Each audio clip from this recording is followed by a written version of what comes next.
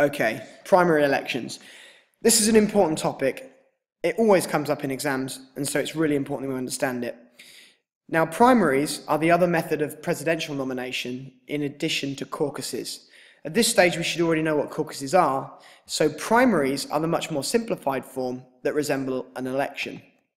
Looking now at the difference between caucuses and primaries, just note that a primary is just like an election. Now, you can see here, you've got your distinction between closed primaries and open primaries. The main difference being, in an open primary, you get to choose which one you vote in, Republican or Democrat. In a closed primary, you don't. You have to say who you vote for, and you can only vote in that party's primary. In no system is it permitted to vote in both. Just pause the screen and make some notes. Coming back to the system itself, it should be clear then that a primary is effectively just an election to choose a candidate. When a candidate wins a primary, the candidate wins the delegates for that state. Let's go back and understand what delegates are. At the heart of the elections process is a system of delegates. If you'd like to just have a read of this and make notes, pause the screen now. So, as we know, you have to win primaries to win delegates, and if you win delegates, you become the nominee for the presidential election for the party. So, is this a good thing or a bad thing that the people get to dictate who wins? First of all, I want you to have a look at this article here, if it works. If it doesn't work, we will swiftly make a move on. Doesn't work. Doesn't matter. CNN's Republican candidate. This is very, very recent. This is from 2016. Let's have a look at the CNN Republican debate, winners and losers. Now, we're not going to watch the video straight away. I'm more interested in moving to the article. So, you can see here that in the presidential debate between Republican candidates, we have a range of winners and losers. We have Carly Fiorina, ex-CEO of Hewlett-Packard. Have a little pause and read her bio. We have Marco Rubio. Again, have a pause and have a look at his summary. We have Jeb Bush. We have Chris Christie. We have Donald Trump. What we're trying to get through here, guys, is that there is, again, and that's just the winners. Look at the losers. Rand Paul, Scott Walker, who we've met before, Ben Carson, Mike Huckabee and Ted Cruz. Now, what I'm trying to get at with this article is that there is a massive range of candidates, okay? So having a few notes about those candidates is really important because it shows the massive range of choice that you get when you use primaries. The whole point is, if the process wasn't open to the people, there'd be less people running because there'd be less chance. You'd get more centrist establishment candidates like Jeb Bush, like Mitt Romney, but you would not get the Donald Trumps, you would not get the Ted Cruzes and the Rand Pauls. So on a big positive, we can see that you get a wider choice of candidates. Again, if we have a look at this article, we can see that there is a good range of advantages. Just pause the screen as I go down so you've got get to know the candidates. We've got platform building. We've got public participation. We have lots of advantages there, and so those three advantages add to the advantage of more choice of candidates, which then leads into this idea that we have more diversity and creativity because you have more candidates. I think we're making a good case here. Again, we could argue that the debates that these guys engage in really encourages and educates voters. So perhaps we just have a look now at the video. Track record of lying about her emails, about lying about her servers. I am the only person on this dais, the only person that fought very, very hard against us, and I wasn't a sitting politician, going into Iraq. As it relates to my brother, there's one thing I know for sure. He kept us safe. I don't know if you remember, Donald. We could see how many people smoked pot in high school. Is there somebody you were specifically thinking of? Well, you know, the thing is He was that, talking about me. Yeah. 40 years ago, I smoked marijuana, and I admit it. I'm sure that other people might have done it and may not want to say it in front of 25 million people. My mom's not happy that I just did. Dr. Carson, you just heard his medical take. He's an okay doctor. So, interesting to see there that the public get this early chance to engage in the debate. And the Republican debates are an exciting moment at the moment because Donald Trump really has opened up the whole race. So I think we've got some positives there that you can draw on. Now, looking at the negatives, we have to consider the low turnout. As we can see here, voter turnout for the 2012 statewide primaries was the lowest on record. If we look at the percentage of turnout, it's dismal. And that can never be good.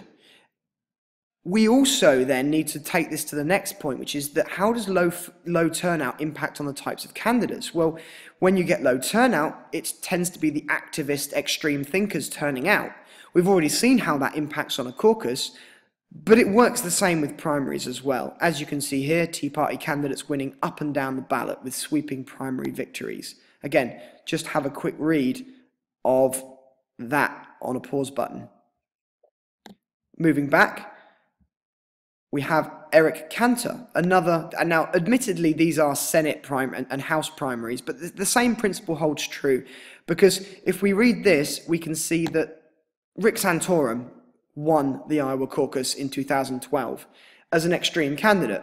And currently, who is winning in the 2016 race? It's Donald Trump. The primary season tends to favour the more extreme candidates, which isn't representative of the wider America. That's not good for democracy. Now, we mentioned raiding. Again, as you can see here, it is a problem.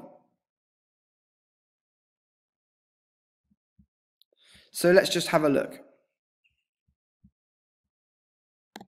So this one is from 2012, and basically in the states of Michigan and in the Iowa caucus as well, Michigan uses an open primary.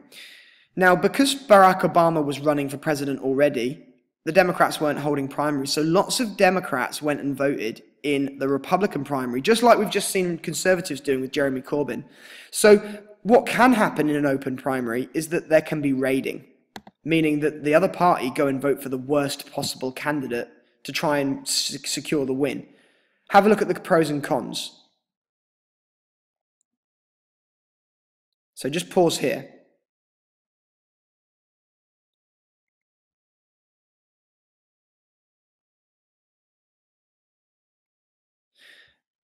Okay, with raiding established, we also have to consider the massive criticism that is Iowa and New Hampshire.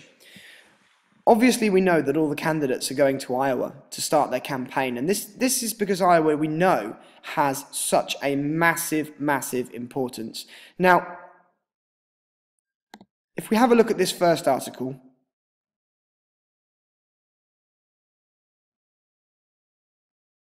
you can see here that the presidential candidate race is all about New Hampshire and Iowa.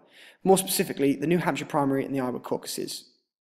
Conventional wisdom holds that losing in one of these states can damage a candidate severely. And as you can see here, what you need to take from this is that this shows that Iowa and New Hampshire's demographics are simply not representative of America. So, knowing that you get a massive wave of momentum if you win these two states, it can often take you to the nomination. Should a white Christian state, not representative of America, have such a huge impact? Again, pause here and just look at some of the details.